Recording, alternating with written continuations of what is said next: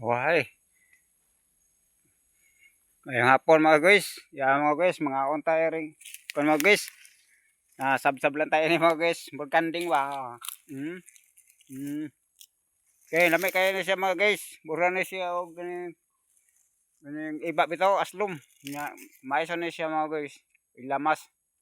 So na kay pinaksiw. Oh, ano siya, itumbaw lang siya ba? Yeah. Lamig kayo na siya sa paksiw.